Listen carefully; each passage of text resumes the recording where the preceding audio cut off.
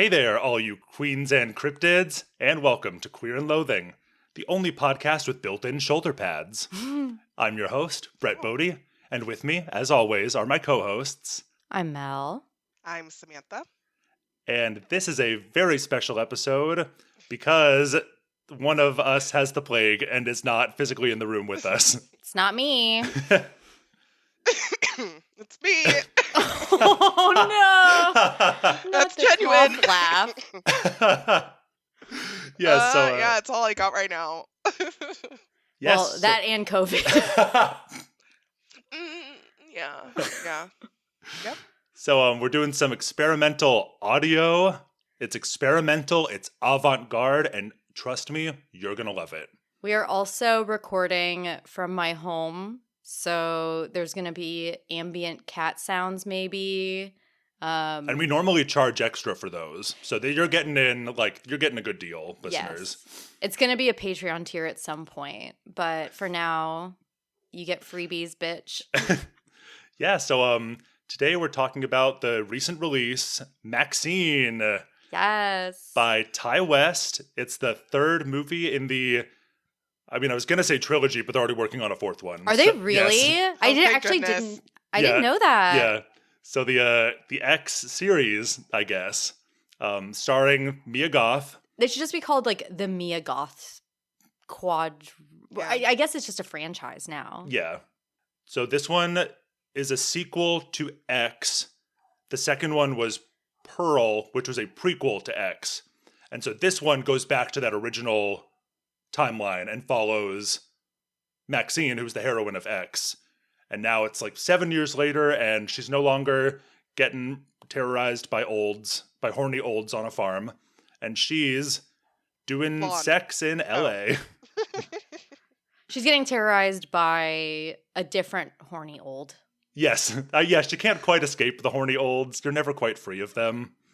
As we all know on this pod and our savvy listeners. But yeah, so you guys Sam, you want to tell us your kind of first reactions? Oh, well, when I left the theater, I immediately was like, is there going to be another one? So I am so happy to hear that we are getting another one. I think this one was my favorite. So Okay. Right. I fucking knew you would say that. I fucking knew it. Okay. Well, I had not seen the first two before, I guess, last week, but I'd heard Brett and Mel talk about X and Pearl a ton, and I was like, okay, I'm interested. And then I think on like one of our first episodes, I said that I had read through both synopses. So I read everything that happened, and that's how I was like, it was too scary before. I was like, I'll just read through them and then see if I like it. And I really enjoyed what I read, and I was like, okay. So when we agreed to watch Maxxxine, I was like, I'm not just going to watch this one. I need to watch the first two. So I just powered through and was so in. And not even just because you two talked it up so much since when did they release, 2022? It feels like it's been a long time. Yeah, the first was like 2022, I think, and then Pearl came out like a year later. No, it was the same year. Oh, was it? It's later the same year, yeah, because they filmed it like right at the same time.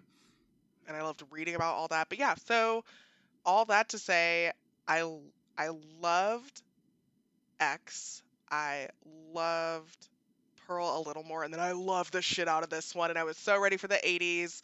I'm very excited to talk about this. And Elizabeth Debicki too. Yeah. My tall queen, because I'm so tall, and she's actually a little bit taller than me. Is that the director lady? And Yeah.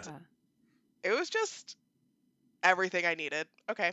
And Mel, what about you? Well, okay, so the reason I got so excited when you said that this one was your favorite is because I was actually telling this to Brett last night, that I had like this theory that X is such a Brett movie, Pearl is such a me movie, and Maxxxine is such a Sam movie. Like, I really think there is like one movie in this trilogy, and I think we all liked all three a lot. Definitely. But like when I think of like, no offense, Brett, but maybe offense, but it's like you're the person I know the most who likes sort of, X is such an homage to Texas Chainsaw, Yes. and that's like one of your, if not your favorite movie ever. Pearl is like weirdo, artsy, degenerate shit, which is so my thing. And Sam loves like campy, fun, like bop movies. And it was such that. And so it was like... And an obvious twist. Sure. Oh, yeah. The twist was like very You could hardly obvious. even call it a twist, I feel. Right. Yeah. Like, I hope they didn't want that to be a surprise as to like who it was. I can't imagine they did, because this first movie had, or the first scene in the movie, spoilers, but like had the dad talking to Maxxine. It was like a home video footage. Also, so it's like, I wonder if he's going to come back. And also, who else could it who possibly else have could been? it possibly have been? Yeah. Well, and after, because Brett and I saw this in the theaters together, and then when we left, like, because we try not to talk about what we're going to discuss, but I was like, one thing, Brett, can you, because I always love to guess the twists. I always love to see if I can figure it out. I was like, okay, I know this one was obvious, right? This one was like, the twist of it being the dad was not just, oh, Samantha's brilliant. This was obvious. So that was the only thing I checked in with Brett about. I was like, I just need to know. But that didn't take away from it. I loved it. I was like, how are we going to get there with the dad? How is this happening? What is Kevin Bacon doing? And being amazing. I also Bless realized him. I need to watch more Kevin Bacon things. I know. So, I don't know. Yeah, sorry. I interrupted you, Mel. Oh, This was no. your part. I mean, it's just like, it just brings a smile to my face because I really just feel like there is one that was like special for each of us and we could enjoy them all. But like, so to answer your actual question, I liked XOK, but like kind of grungy 70s slashers is so not my thing. I don't dislike them. Like, it's not a subgenre I dislike, but it's not one I ever seek out. It's not really my thing at all. And I still enjoyed it, and I think it's a very smart movie. Like, I think the themes of X are maybe the most interesting of the three. But Pearl was, like, special for me because it's just, there's nothing like that. Like, it is such a special, different thing. But I went and saw Maxxine, and I don't know, I liked it. I'm excited to talk about it. I thought it was really fun. I definitely want to talk about just sort of the vibe, because it's a movie that vibes. I think that was the one comment I allowed myself to Sam after we got out of the theater. I was like, the vibes, like, you couldn't ask for more, just like 80s LA, like, it was just so disgusting Hollywood. Yes. Filth. Yes, and it just really delivered on that in a way that I loved. Yeah, why don't you talk about your take on we'll call it a trilogy for now, because it is a trilogy for now. And that's how it was marketed, in all fairness. So interestingly enough, I think Pearl is actually my favorite also. I'm not surprised, but I just think... But yes, but X is very much like in my lane, and I do love it. I think I just like enjoy Pearl more, just because it's like faster paced, and I just think, I will say, and this goes for like X and Maxxine, I think that Pearl is a more interesting character than Maxxine is, as just like a protagonist. And I think that goes a long way in like the connection to the movies. Because I'm like Pearl, like, yeah, the plot is great, but I'm like, I could watch that girl like do anything and be captivated, because she's just nuts in a way that is so compelling. Correct. Acting. Yeah. Yes. And correct me if I'm wrong, but my understanding of this is that they were filming X, and then Mia Goth had the idea of filming another movie while they were shooting on that farm. And Pearl to me feels more like Mia Goth's vision. Yeah. Than me. And this is me basing it on, I don't know, just like a also hunch. vibes. Vibes. It's all vibes. It's all vibes. I love vibes. Yeah. But yeah, I just think like it, and it's no, like, I don't have any beef with like Ty West. Like, I like his movies generally, but I do think Pearl is the better movie. It's a more interesting movie. It's a more, I don't know. It's like it's a vehicle for Mia Goth to be unhinged, which is genuinely something she's gifted at. I really loved the Maxxine character at the beginning of Maxxine, when she was like, that bitch, and like she was like, I nailed that audition, and all you bitches can go home because I booked it. And she's right. And she's right. And like, but she like has that level of confidence, which I really loved. But then I didn't feel like she was necessarily served well by the screenplay in terms of like, was that a front? Like, was that a kind of coping mechanism? I'm going to be so confident because I'm wounded from my past trauma where I was almost killed by these people that killed a bunch of others.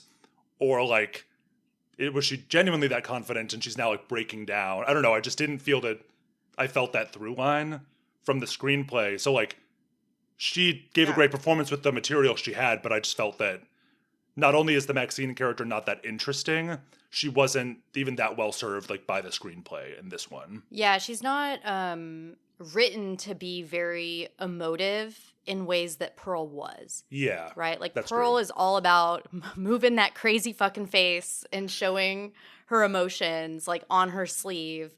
And Maxxxine is more sort of internal. Because I read it as she's trying not to think about it. Mm. And then when there's that scene where she's having like the face mold. And Maybe my favorite scene. Yeah, it's like she has like a legitimate like PTSD response to that sensation. She can't shut it out. Yeah. Whether it's the sensory deprivation or just like the feeling of being The claustrophobia. claustrophobic. Something there showcasing that moment of weakness. But I agree with you. Like, I think Maxxxine is maybe the least, I don't know, good of the three, but it was my second favorite. Well, back to her, I guess, presenting, after she had the audition and came out and was like, oh, I fucking nailed this. I think at first when that happened, I was a little like, too, like, oh, are you just, just trying to be like, oh yeah, I did it and try to psych him out or whatever. And I didn't know what was the underlying thing. But I think when we had the flashback later, because the director, whoever I think Elizabeth Debicki's playing Elizabeth something. We have the flashback to that scene and you see a little more where Elizabeth's like, do you want this? Like, what is it that you have? And you can see her really like, I don't know. I felt it from Mia there, like when we had that flashback and you see a little bit more of the audition. And then I was like, oh, when she leaves that, she knew she got it. Yeah. Because what director ever would take that time to be like, show us? And then I think she knew she gave it 110% and she tapped in. So I guess I don't agree with y'all for once. I don't. But yeah, I thought that moment was incredible and I think I had chills the whole time. But because how I was seeing Maxxxine is like, she is, I mean, we all know she's clearly traumatized PTSD. She's working through all this shit. She's getting these reminders from this stupid Kevin Bacon private detective. I kept up with the theme of, what is it, her quote? I should have looked it up. That is, I will not accept a life that I do not deserve. Thank you. I felt that running the whole fucking time, the whole movie, and I felt she really presented that to us, and I was along with that ride, even though things were fucked up. Yeah, I appreciate that perspective because I kind of got that, like, a similar sense of the arc of her character. Like, I felt that she was genuinely confident, and I agree, like, she definitely walked out of that audition knowing 100% that she did get the part. I think I was just maybe a minor quibble. I just felt that the screenplay didn't support that journey for her as much as I would have liked. But that's more of just a personal preference. I don't know if that's really a fault of the movie. Yeah, I like Ty West movies. This is the 5th one of his I've seen. I just don't think he's the strongest screenwriter. I don't think he's bad by any means, but that's why I have that sort of conspiracy theory hat where I think there was maybe more some other influence, because to me Pearl is just like brilliant, and it doesn't mean that there's a director that can't have a stroke of like absolute brilliance. Like Maxxxine is a totally solid film. X is super solid. I had a great time with it. Don't get me wrong. I really enjoyed Maxxxine, and I would recommend people see it. Yeah, definitely go see it. It's really fun. You don't need to see it in theaters. But it's a good time. I think House of the Devil's pretty solid. Innkeeper's maybe his weakest film, but I still enjoy it. But I think for me, the screenplay felt weak because the third act was so rushed, it Yeah. felt, and just like wasn't as strong of an ending as I think that movie deserved. That was my larger issue. Yeah, but I still really enjoyed it. And I gotta say, the first 2 acts at least were just like top tier. My God, just That second act is so good. yeah, it really is so good and so compelling. And yeah, I really had a great time with the movie. I want to talk about The Puritan, because so the movie that she's cast in is The Puritan 2. Yes. And it's funny because, you know, the movie is taken with, like, for me, I'm not familiar with the actress who plays the director. Who is that? Elizabeth Debicki. Yeah, she was very good, but it seemed to me sort of like a pompous, sort of like stereotype of like a difficult director who takes themselves too seriously on a movie that to me just seemed like It's like a horror schlock sequel. Yeah, sequel, which I thought was really funny. Yeah, I did You know, too. like I really liked that idea of portraying her as like a Kubrickian genius. Yes, this auteur. But it's like a movie that isn't real, right? The Puritan and The Puritan 2, like with all the protests and stuff in the movie, I just kept thinking of Silent Night, like Deadly Night. Yes. Like just like the schlocky, cheap B movie. But it's a movie that featured a killer Santa Claus, and I guess there were some TV ads, and it got people in a fucking frenzy. Like people protested and wrote letters, and it was like pulled from cinemas in a lot of cases. Yeah. And who was it who said they'd never be in one of these? Like, I would never see this, and I would never be in one. And he was in like the 5th one Yes. or 4th one. That actor was Mickey Rooney, who condemned the original film and then went on to star in Silent Night, Deadly Night 5, The Toymaker. He played the Toymaker. What do you know?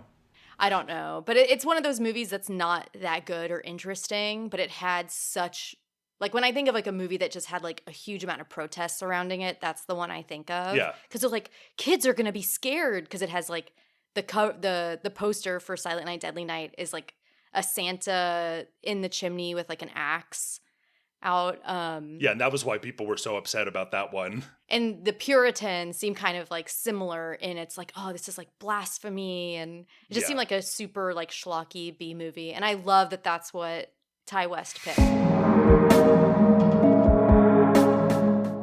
Mia Goth is my queen. I just want to like talk about Mia Goth real Sure. fast. Okay. So I famously, to about 5 people in my life, hate Lars von Trier. Okay. Sure. I promise this all connects.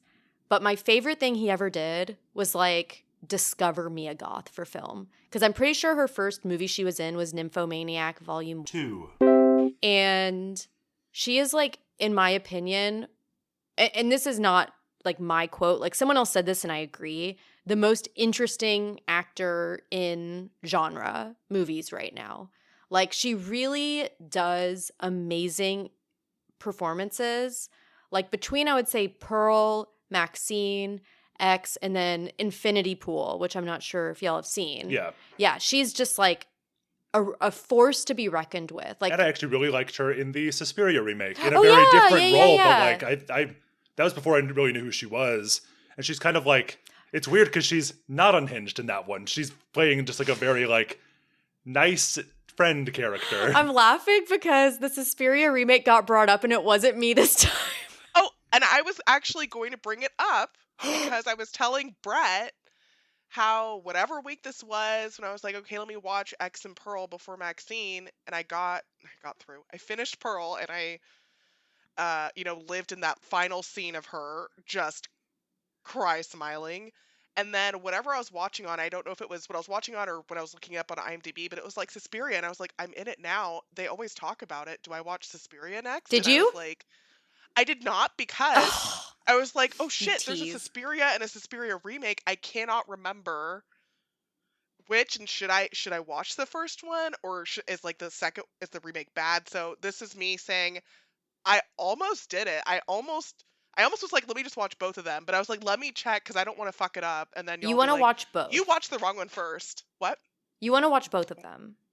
Okay, and then in the order first and then remake? It doesn't matter because they're so different. Like, I think so, Okay. because I would say that just like, A, the original is much shorter, and B, it's almost like the remake is like variations on a theme, to the Yeah. point where it's almost like not a remake, even though it is the same premise and the same characters, but they're so different in execution. But I think the remake will be even more interesting having seen the original, Okay. because you'll see how the Luca Guadagnino like played with the original. I just like how you said that name. Okay. It might happen, it doesn't end tonight. It might happen tonight because here I am locked in this fucking house. Not that I don't love my home, but, I can't leave, or I can, but I won't. So maybe it'll happen this weekend. I don't know. Suspiria. So if that you was my little feel- side bit. if you feel trapped in a hostile space, Suspiria is a great one. That's the one for you. It'll put you right at ease. Good vibes only. I think you'll like both movies because both of them are so soundtrack like Okay. heavy. Just like I think when people think of Suspiria, they think of Goblin. And when they think of Suspiria, they think of Tom York. At least I do. And I think you will because you are a music person. Yeah, no, I think that's true. Let's talk about the music. Of Maxxxine, yeah. I enjoyed it. It was the right vibe, and I will say, But yeah. though, is I think that, like, a lot of normies maybe don't appreciate the difference between soundtrack and score. But all three movies, I think, had... Well, I don't really remember X's soundtrack as much. I mean, it was all very 70s, because that's what these movies are, is there's sort of other times. The main musical moment in X was Britney Snow singing Landslide. It's so good. Which do I love loved. that I actually scene. did tear up in the theater in that scene. I just found it very I love touching. Britney Snow. I also She's love adorable. Britney Snow.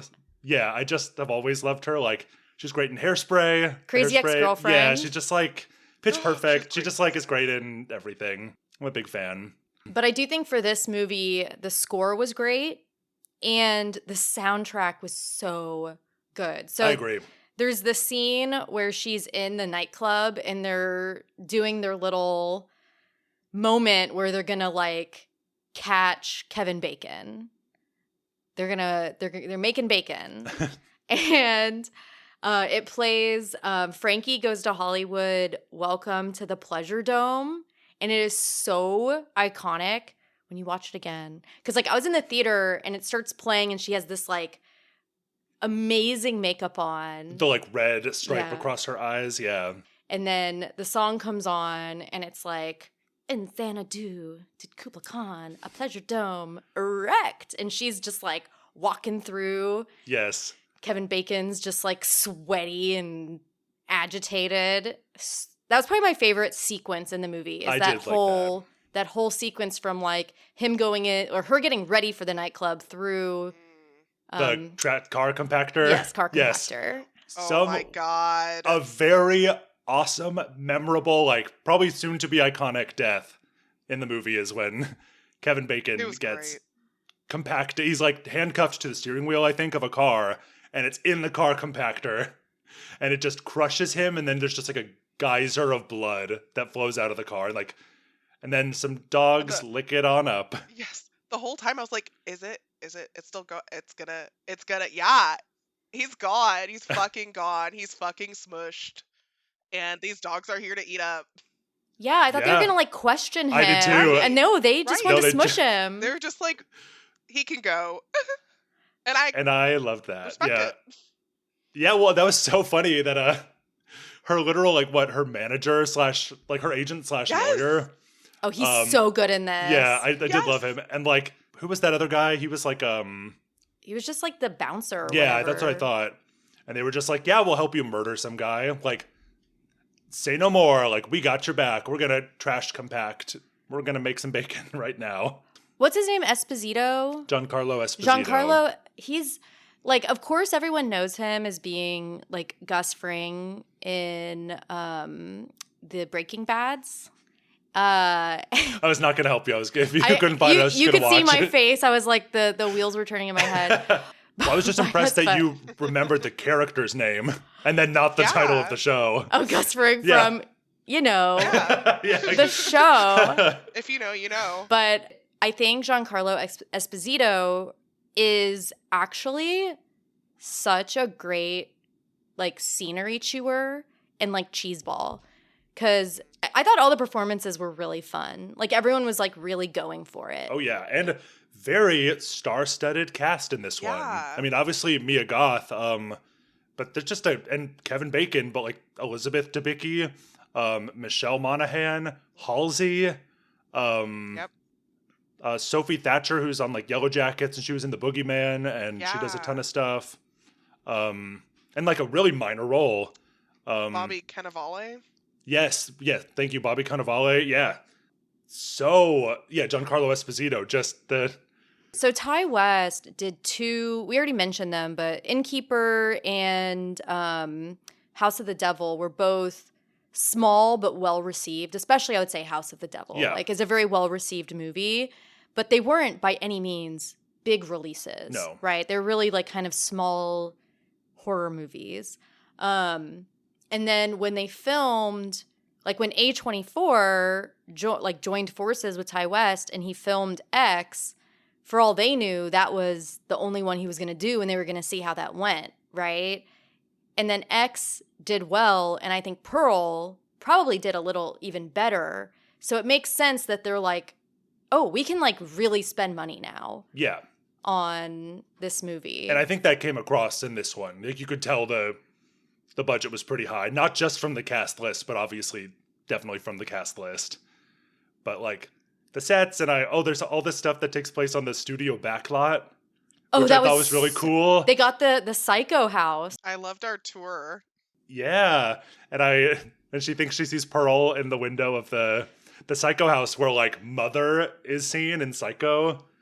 And I really liked that. That was like such a clever little reference. Kind of winking. And then like the LA streets. Oh, they and captured the film sets. Like there were just like lots of junkyard sets, just a fun. bunch of great sets. Yeah, just very lovingly produced. Yeah. I like that. Lovingly produced. Yeah. Yes, and I think that all three of the movies in this franchise, trilogy, whatever you want to call it, are not just homages to a certain time, but are shot in the style, and it's like everything is within the style of the time. Very much so. And this one was maybe the least genre specific, I felt, of the three, because this one was definitely inspired, obviously, by Giallo films, which are like Italian kind of detective slash, like kind of, they're not quite slashers, but it's similar to slashers. Some from of like them are Some of them are, slashers. but like from the 70s. Yeah, but it was also definitely an homage to like sort of 80s crime thrillers, Yes. like sort of. Or like the what am I thinking sexy Yeah, crime thrillers. Yes, exactly, like erotic crime Yeah. thriller type of thing. Yeah, so which I enjoyed, but it definitely had, I thought, sort of a wider array of influences than the other two that were a little more, because X is like 70s grindhouse Texas Chainsaw. Pearl was like 30s Hollywood early Technicolor. film. What's his, Bubsy Burkty. Buzz. Someone may know what I'm talking about, but I'm not saying any of the words. Bugsy Burpty? Bugsy Berkeley. No. They were lavish Technicolor musicals of the 30s. Okay, there you go. I like that you're more ambitious than, like, you know more about it, Yeah. but you delivered it so poorly that... Yes. That's very much called into question. Not that it's called into question, it's just like, it's your Valve soon moment again, Yes. or whatever that was. Okay, but I was right about that, and Yes, other of people course. did know. Well, I'm sure you're right about this too. Maybe someone will know, and if not, leave a comment telling me what a big dummy I am. What's your favorite Bugsy Badoom movie? Leave a comment. Yeah. Okay, are you guys ready for an ad break? I thought you'd never ask. Yeah. Okay. I've started actually preparing these. Are you proud of me? Are you? No. Oh, okay. I wanted to be the prepared one. This ad is brought to you by Fiber. Take fiber supplements, y'all. You are not 25 anymore, and no one likes a bottom with doo-doo ass. Literally, you need to get your shit together. Take fiber and you can poop like a king and lower those LDLs. Oh. I personally get off-brand Metamucil from HEB. It is over on my counter over there where I am gesturing. But you can try different things to see what you like. You know, they have pills. You only have to take like 20 of those in a day for them to do anything. But you could do like the overnight oats. You can just eat all that roughage. It's super important. They also have overpriced fiber cookies that I like, but are very overpriced, and they stick in your teeth. So the world is your toilet, y'all. Repeat after me. I will not accept a poo I do not deserve. I will not accept a poo that I do not deserve. And that's it. Wow. Talk about a targeted ad. I feel very targeted by this ad. This is targeted towards literally all of you listening. No, I know. But I also take the off-brand Metamucil. It's great. It's not I don't do the HEB one, but mine might be off-brand Metamucil as well. Anyone who's listening to this, we see our demographics, okay? I know you need your fiber. Yeah. My own personal brand. Fiber! All right, we'll see you after the break. Bye.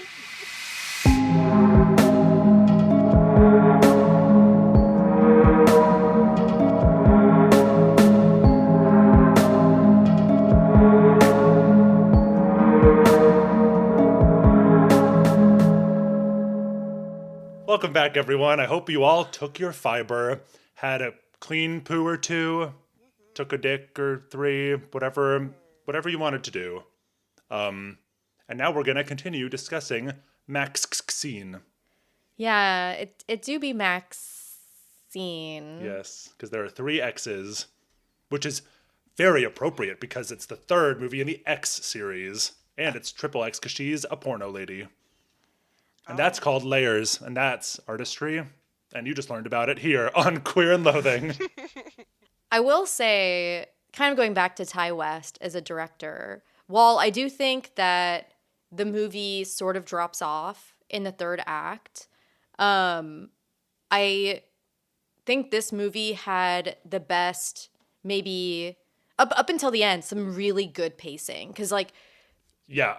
I was going to mention the flow as well. Yeah, the flow is so good in the first 2 acts. Like, before he did X and Pearl, people used to kind of make fun of him for making the slowest, burniest of the slow burns. Like, and I think X is kind of a slow burn. Maybe not as much as House of the Devil. At least it gives you some titties while you're waiting for the blood. But yeah, it is a little slow to get to the violence. Now, personally... I love a slow burn. I love a boring movie. It's not dull, but like a boring movie. So I always really liked his movies. But I did notice with this movie that you just sort of jump in. Yeah. Like definitely. It pops off. And then can we talk about the like Buster Keaton ball squash? Yes. So Maxxxine is walking home alone at night, just like through alleyways, strutting down the seediest alleyways in the world. And this is like near like, I guess, Hollywood Boulevard. So there's all the like impersonators and you see some of them in the film. And one of them is following her home. And it is the, Buster Keaton. I think it was Buster Keaton. I think it was because she like has some line about. Like Buster. Yeah, that's it, Buster. And on her route, she runs to like a locked fence so she can't get through. So he's like cornering her. And he's like trying to menace her with a knife. She pulls out a fucking gun and then makes him like fillet it. Yup. Makes him strip, makes him like kneel, and then just like suck the gun, like fully like he's like gagging on the barrel. And then she makes him lie down. And then she stomps on his ball, one of the balls, like with her stiletto heel. And it is so graphic. Yeah, I had to look away. It really away. is just like so gross and I didn't see it actually happen. I had to cover my eyes. I covered my eye, or I looked away. My husband watched it. Yeah, I'm like I'm not fazed by anything, so obviously I watched it. I'm fazed by everything. But even I was like cringing because I don't feel especially like. I think some guys like, oh, ball, like stuff to the genitals is like the worst kind of violence. It makes me cringe the most. I'm kind of like, it's all violence and all bad. Like, it's not especially, I guess, like, visceral for me, but it was real gross. It was brutal, and I cheered. I wouldn't have wanted to see that slutto go into any part Oh, of really? anybody. Yes, but it was especially nasty because, like, It just, yeah. Like, it popped, basically, and that is just gross. It really popped. Like a big cyst that's in your testicles. But then you're like, if it's gonna happen to someone, you want it to happen to that creepo. So Yes. well, presumably he was gonna like rape her. Right. Yeah. And... rape her plus. Rape plus. It's not rape. It's rape Yep. plus. Yep. Yeah, and exactly, that was a very, like, good for her moment. Well, it was a very good for her movie. Yeah. Yes, that's true. Yeah. And, well, something I wanted to mention about the whole series is that something I really like is that it's playing with all these different genres that like to punish people for having sex, especially X, like the Texas Chainsaw, and punish people for also doing drugs, like some of these slashers. And yet we have a protagonist who is a porn star. Like, she was a stripper, then a porn star. She's like doing coke in both of the movies throughout. Was that a cookie jar full of Coke? What was that? Yes, and I So wanted to much coke. bring up the cookie Just jar. entirely an insane amount Yes, of coke. because she's like got this like Wild. cute little like ceramic, like cookie jar thing on her desk, like as she's getting ready for her porn shoot.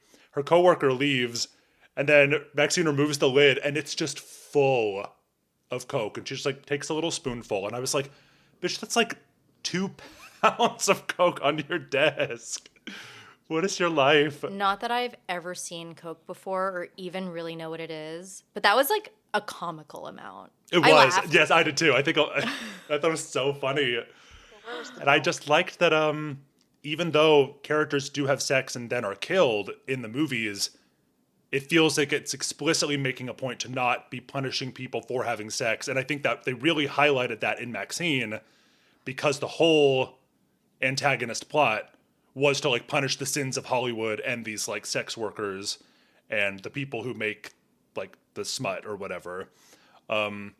So I kind of love that it, and like obviously that was also referenced in the title of the film within a film, The Puritan, Yes. because very much so like that Puritan mindset towards sex and like punishing like sexually promiscuous women in particular.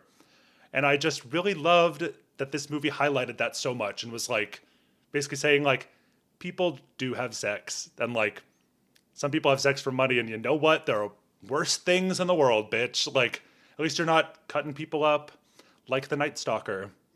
Can we talk about that? Okay, because like I was a little disappointed that the Nightstalker didn't actually like show up. I agree. You wanted Richard Ramirez in this movie? They didn't say his name. They didn't say Richard Ramirez, but they did say the Nightstalker has been apprehended. Yeah, because I thought it was gonna be like Once Upon a Time in Hollywood type thing where they just like retcon history to have like Maxxine be a part of the story, and I was really wanted it to happen. I was waiting From for the that. trailers, from the trailers and what I'd heard, because I heard something about the Nightstalker in one of the trailers, and that's kind of what I thought the movie was going to be. And because there's a shot that they showed in the trailers that I really liked where she's at the end in that house, the Hollywood producer house, and she's going up the stairs with the gun drawn. I was like, oh shit, she's gonna find and shoot the Nightstalker. And I really wanted that. And I'm fine that we didn't get it, but I actually may have preferred that. Of like Maxxine, like a vigilante arc for her. Like, you're gonna kill like my people, like you're gonna kill sex workers, like then I'm gonna kill you. Because I don't need this trash on my streets. I don't know. I almost would have preferred that to just like the dad did it. Well, we've seen her take out street trash. Yeah, right. Of the Buster Keaton. And that could have been a cool, again, kind of like Grindhouse homage of like the sort of not quite rape revenge, but like there was one called Savage Streets with Linda Blair, where like her sister or somebody gets raped and then she goes vigilante and like kills the gang responsible. Yeah. There's a lot of those rape revenge. Yeah, or kind of like movies. even like I think Foxy Brown, some of those even like blaxploitation movies were similar, where like a vigilante taking out the scum of the streets. And I kind of would have liked to see a little more of that, but That's like the Angel series is like that, Okay. I think. Oh, Angel as in Buffy Angel? No. Helpless? No? Okay. Sorry, I heard Angel, so I got excited. No, there's like a movie called Angel. Oh, no, don't know. Where that one. I think she's a sex worker who just like I haven't seen it, but I think you're right. But I agree with you, Brett. I think that was one thing I really love the movie, but I either needed more Nightstalker or less Nightstalker. Where it was at was not, it was like, were things cut? Because I think they could have built something. It felt like they were building to something with the Nightstalker. So that did leave me a little disappointed, but I still really like how it ended, so I'm fine. But I did find that curious because it really did seem like it was building up the whole time. So I'm like, either do it or don't. Yeah, because the way they did it, they were kind of trying to have their cake and eat it too with that. Yeah. Because what it was is that her father, who's like a televangelist preacher, and he was in the first movie. You see him on TV, Yeah. and like the reveal at the end of X is he's like, my daughter, like I lost my daughter to sin and drugs, and this is her. She was so beautiful. This is my daughter, Maxxine, and then he looks right at the camera. Yeah. So it's like him and his like fundamentalist like Cult? congregation / cult. Yeah. I mean, they're straight up doing like cult chanting shit around the pool, but like purposefully because they right. want it to be like a movie. Yeah, and so what they're doing is they're doing copycat killings. They're trying to they have killing their own victims, like everyone connected to Maxxine, but they're making it look like it's the Nightstalker. And then at the end, yeah, they try to literally give Maxxine an exorcism. She's tied to like a tree or something in the middle of a pool. She's on like a platform thing. And yeah, they're filming it because they're like, we're gonna make this movie to expose Hollywood for what it is, and we're gonna like, I guess he was like, I'm gonna save my daughter, but I'm also gonna brand her because he had that brand. I don't know. It was just so messy by the end, and I don't know. I just didn't love that like fundamentalist Christian killer cult reveal.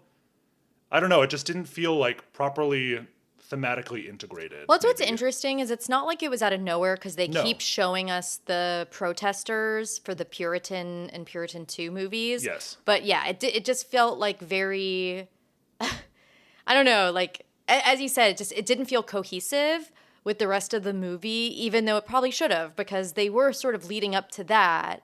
But him being sort of like a Jalo killer, because he has like, the gloves and Yes, got the the black leather hat. gloves. Like it's very like what is it, deep red sort of like homage where he's like stalking her and he's this powerful man, and we see him in his Hollywood mansion, and she has to take the gondola up into this sort of surreal world. So it was very Giallo in that way. But it just didn't feel super cohesive with like, I don't know, the grimy street protester part. Like, I just don't know if those were even connected. Yeah. Like, it was never revealed that he was like in those protests the whole time.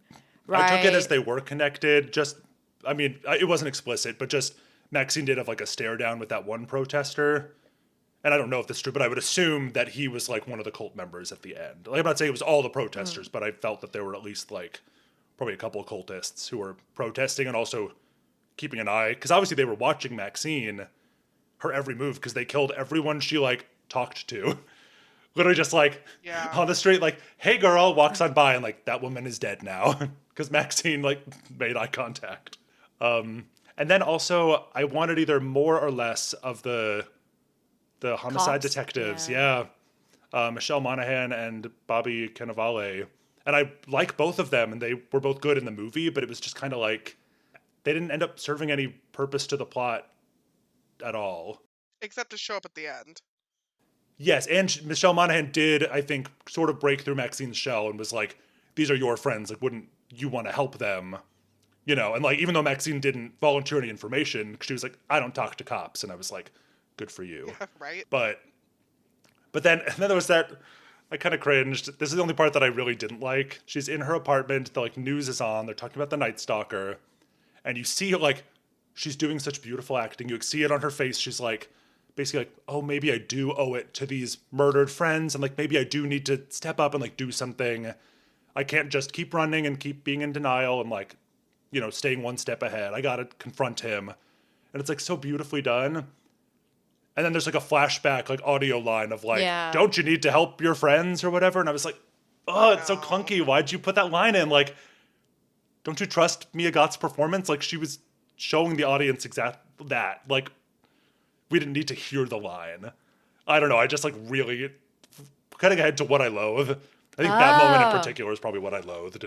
I'm going to disagree a little bit just because so you guys both know this about me, but I watch a lot of like cheap 80s action movies. Mm-hmm. And to me, it kind of felt like Ty West was checking off his boxes of like, what are the stereotypical sort of like meta things that need to be in an 80s crime action thriller? Like, you need to have the top 80s hits. You need to have the cheesy cop, buddy team. And they're kind of like wink, wink. They were kind of like meta to me, like especially the male cop. But even the female cop where she's like, super earnest, but by the end she just gets her like eye stabbed out. With a crucifix. A crucifix. Rolling down the hill.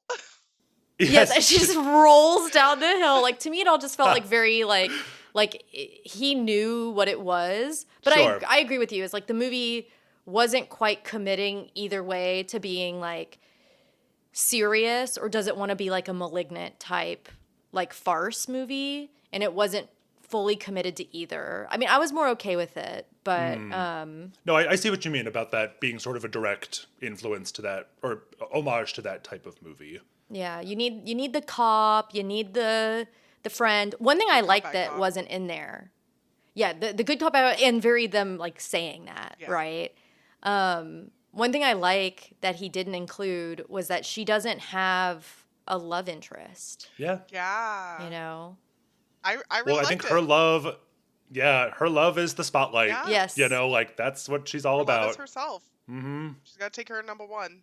Oh yeah, she loves looking at herself, both on film and just like in her mirror. Because X starts with her looking at herself in the mirror, and in the strip club or whatever, and then she does a lot of looking at herself in this movie. The other part that I was annoyed by, because I really liked the scene until I just like hated this choice. Kevin Bacon is chasing her like through the Hollywood backlot with a gun. Yeah, I like that. And I loved it. And like this whole chase scene, it's like through the kind of like the buildings look real. They have these facades, but behind it's just like obviously plywood and Like storage. yeah. Loved all that. She's running. She like runs up the steps to the psycho house. She gets in, and he's like got her cornered, and then she just like stands there crying. And I'm like, this is Maxxxine we're talking about. Right. She wouldn't like be trying to like pry a board loose like with a nail to like whack. Like I'm like, I just don't buy that. We've never seen her be defenseless except in that moment. And I didn't mind that the like security guard came and interrupted him. That was fine. It was just Maxxine standing there doing nothing when this guy is trying to kill her. After, because like that's like her character's like she wouldn't give up. She is scrappy. Like she'll literally bust someone's balls and she'll do whatever it takes. So I was just annoyed that she just like after fighting so hard and running in that same sequence that then she was like cornered and was like, well, guess that's it. I think you're right. I think that he needed to either pick that the arc in the movie is that she's traumatized and has to learn to be a bad bitch again by the end, or she's just a bad bitch throughout. And because you're right, like one of the first scenes we see is she's stomping on a guy's balls, and then her second big sort of her being terrorized by a man, because there's the three big ones. Yeah. The second, her being terrorized by a man, she just like runs and cannot. And then her third one. Well, I guess the other one in between is when I love this scene, when she beats the fucking shit out of Kevin Bacon through his car window. Oh my God, that was great. Oh my God. I love that scene so much.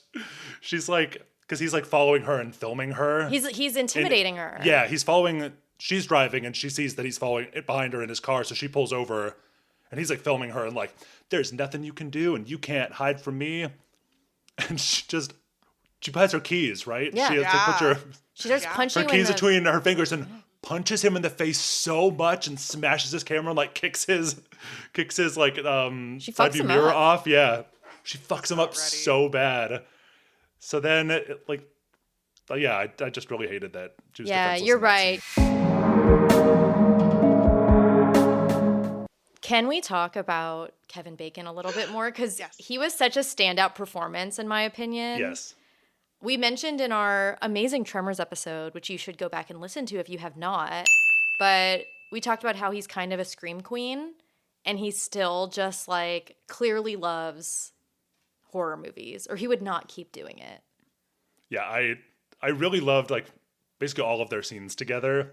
When she goes to meet him at that restaurant or whatever that was, and he's trying to be intimidating and all that, and she's just and charming, but he's so gross. Yes. His performance is just so good. He's so fun to watch. Ever seen him sleazier? Like the outfit, his pants, how he wore his clothes, how he was walking, just all of it. It was perfect sleaze. I loved it. Sorry, my cat is gonna jump on Brett. Jump. Get him. I'm in danger. Get him. Yeah, I think between Kevin Bacon and Giancarlo Esposito, like those were two of my favorite performances in the movie. Like obviously Mia Goth is great, although I do prefer her in Pearl and Infinity Pool. Yes. But the two of them were being like they knew what they were in. And like Giancarlo Esposito with his like bad wig. His little perm wig. His little perm wig and his track suits. Oh, it was so good. Oh, she's still trying to jump on you. Get him. Que sera, sera. If I am to be jumped, then so be it. I also want to say something I loved. Anti-love. You should.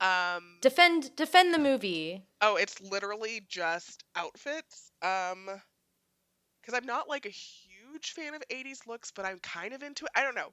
But I don't know. Maybe I am into it. Whatever. Elizabeth Debicki's little high-waisted pants and those tall boots. But these like pants are like puffed out over it. And I was like, this bitch is such a powerhouse. I don't know. I was obsessed with her in it. Yeah, she looked very Bowie to me. Yeah. Yeah, like a nice androgynous look. I think that is like my favorite part. I wanted even bigger shoulder pads on her. Yeah. She had some great shoulder pads, but I wanted them even bigger. You know what? I think you're right. But yeah, no, I liked like really like all the costuming in this. And the whole trilogy, I think the costuming, the sound, the set design, the whole like even the way the film is shot, like all three of them are shot in ways that make sense. Yes. For the time period that they're aping. It's just so masterfully done. Like I have so much respect for Ty West doing something as ambitious as this trilogy. I mean, yeah, me too. Can't wait for the 90s. I'm down. I want it.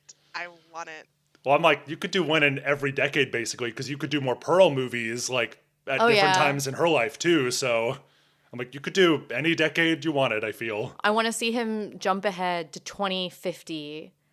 Maxxine is like...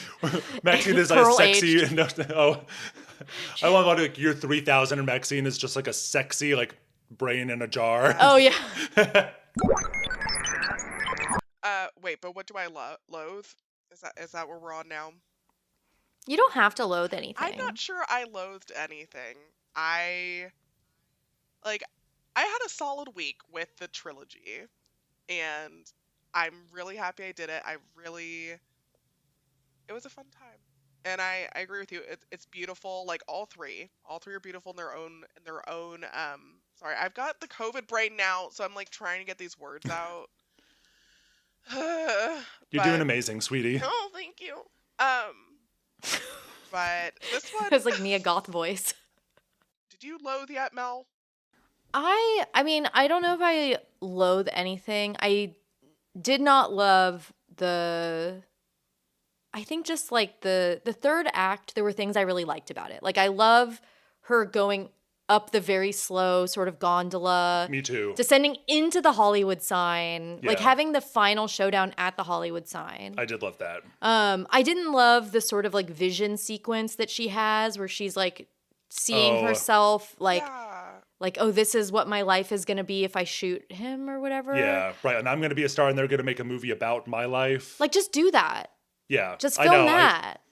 Right. You could just make that the actual ending because then cuts back to her in reality. And then she that does kind shoot of him. still happens. Yeah. Right? And then it's just like she's just still working on The Puritan 2, I think. And it seems like it's going well and like, but But I kind of would have preferred, that to be the real ending. Yeah, there were things I didn't love about that. I mean, I do like the ending where she's like, it literally just ends like, oh, there's my fake head. And it just like inexplicably ends on this fake head. Which I liked because I felt like, I mean, there are a lot of callbacks to the first two movies. And that I felt was almost this movie's version of Pearl's deranged, like, smile over the credits. Oh, yeah. That was kind of my take, was that it was just kind of Ty West referencing himself. But then nothing can top it because that's incredible. Yeah, I liked parts of the third act. Like, I don't want to say that the third act was a wash. I just think there are some choices that, like, as you said, like, we don't need a callback to a scene we just watched. We don't need a vision sequence of something we're about to just see. Like, just have it end with her being the big star, you know, like that whole sequence that seemed like just like production still trailer bait. Because that's like what all those pictures are. Yes. Is of like her in that dress as she's like a big, I'm a star. But like I wouldn't say I loathed it. Like this is not a movie that I'm like necessarily itching to rewatch, although I will be rewatching that entire Club Bacon sequence. Yeah. Again. I did love that. And another thing that I loved, not loathed, was the scene where she's getting that cast done for the head. She's covered in goop and she just and, I could never. Yeah, and that girl's just like, okay, like just stay perfectly still for 15 minutes. I've got to go to the other room, so I'll be back. And it's so disgusting looking, and the way it's like dripping, and she just looks like a bulbous swamp monster, and she's clearly freaking out and just having a bad time. And also it's a prosthetics shop, so there's all these creepy heads around that are like looking at her, and so she like hyperventilates and freaks out, falls backwards in her chair, and then like claws it off of her face. And I like, it didn't serve any real like plot purposes, obviously, but I loved that scene. It was just like so tense, and I thought showed so much about her trauma. And that's where I don't know. I think that's why I was disappointed with where the character arc went later, because I felt the setup was so good. Well, in that moment, I feel like so strong. maybe it was the first time she was solidly alone with her thoughts. Like, that is it, girl. Yeah. I really like that scene a lot, because that is fucking scary. I think that's a good observation, and I think that's true, because we see her, she falls asleep with the TV on, and she's always got the news on, she's doing her drugs, talking to people, going down to the video store to chat with her friend. In the loudest place that exists in the 80s. Yeah. So yeah, I think you're right. It was kind of the first time she had to really be alone with her thoughts, compounded by she's covered in horrible goop and can't really breathe and has to be still. Yeah, she's like traumatized. Which would be a trial for anyone. I almost wish that they had her, because a lot of the movie is her like running from her past, is the way that at least like her dad frames it. Mm-hmm. And that scene kind of feels that way, right? So I almost wish that they had addressed that more head on. Mm-hmm. But there was already so much happening in the movie, and I'm actually kind of glad that it wasn't 2 hours long. Yeah. So like, I'm fine with it. Like, I would not say this is like a loathe movie for me, but it's not like a perfect film. And I don't think it necessarily needs to be. No, I agree. I mean, I don't want to give the impression that I didn't like this movie. I really did. And Same. I eagerly await what they do next. XXXXX, 4 X's. Maxxxine, 9/11. Oh my God. Is she going to pull a Mark Wahlberg and say and stop 9/11 from happening? Did you hear when Mark Wahlberg said that in an interview? When in some interview, he was like, well, let me just say, if I'd been on that plane, things would have gone down a little differently. Yeah, he would have died in it too. Yes. It would have. But Maxxxine might have what it takes. If we get a retcon of history instead of the Nightstalker, I will take Maxxxine single-handedly stopping 9/11. And then she's elected president, but she's also a movie star. That is the next step, is she becomes or Trump. She becomes Trump. Fuck. I'm down, honestly. I'll watch that movie. And you'll hear about it here on Queer and Loathing. So before we wrap up, we must talk about, is it gay?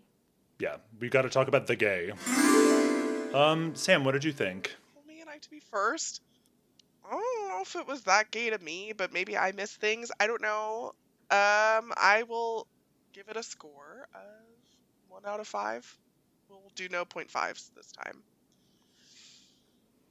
I guess I felt attracted to Elizabeth Debicki clearly, so at least that one is for me. It wasn't gay, but you were. Yeah, there you go. I was a little gay. Yeah, I agree. I didn't also think it was all that gay. I mean, there was a gay, like her gay bestie, and Gus Fring seemed a little gay, a little fruity, a little bit fruity. Yeah, I would maybe put it about the same, like one crushed testicle out of 5. Oh. With testicles which are also crushed. 2 bumps of Coke out of jar. Out of a cookie jar. Out of a cookie jar. Like my own personal brand of Cocaine. Oh, that's good. Yeah, and we may revisit, not this movie in particular, but we may revisit the series in the future. I think we should. Yeah, I think we will. So get more into X and Pearl. I really do think Pearl is I'd at least love to talk about Pearl. Pearl's so special. Like, it's so unhinged. The performance is so unique. Like, we watch, Sam, you count now too. Like, as a whole, we watch a lot of horror movies. Like, as people, we watch a lot. You've made it, Sam. You've made it, Sam. We've dragged you into hell with us. I will say I enjoy it now.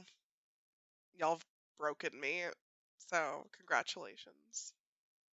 Thank you. You're welcome. I was saying you're welcome to Sam. I know, but it worked out so perfectly. Yeah, like I think we watch a lot of horror, and there's just like we watch a lot of horror movies that take place in the 70s. We watch a lot of horror movies that take place in the 80s. You know, a lot take place in the 90s. Like none that take place in like the 1910s. Yeah. Like it's just so different. In the performance, like I am just such a Mia Goth stan. Like it is, y'all. We haven't mentioned this yet. It's very unfortunate that Mia Goth has a child with Shia LaBeouf. But if anything, that just makes her more interesting. There's like the meme going around right now, not to date this podcast episode, but like it's very much like, oh, can you find someone who's going to match your freak? And I do feel like Mia Goth and Shia LaBeouf like match each other's freak. Also, she maybe kicked an extra in the head on the filming for this movie. But that's like an ongoing lawsuit, and it sounds like the guy has like a history of scamming, so I'm not... Yeah, the guy has a history of scamming, but there's no reason that he couldn't have a history of scamming and also have been kicked in the head, yes. And predictably, because all horror people just like love Mia Goth. Oh yeah, so any discussion on it was like, I wish she'd kick me in the head. I wish she'd stomp on my ball. Yeah, exactly. They're all like, oh, it should have been me. I don't want her to bust my ball, but she could kick me in the head. That's where I'm going to draw the line for me. I'm not trying to speak for anyone else, but... She could have punched me in the face with keys the other day when I thought my head was going to explode. It might have helped to relieve your sinus pressure, so she might have been doing you a solid. If she punctured your sinus just right, it might have been great. Yeah, I think if anybody could do it, it's her. A bunch of white slime would have come out just like that ball. Oh, yeah. The relief. Ball. Punctured ball. All right. On that note, I don't know why I did that. So you can find us at ballandloathing@gmail.ball. And you can find us on Instaball at queerandball. Ball. You can find us at Letterball. 666 Ball is my screen name on there. And I'm Haterball. And I am Ballmantha. All right. Next time. Bye. Yeah, that's it. So I'm queer. I'm Ball. And Ball Samantha. All right. Bye. Ball. So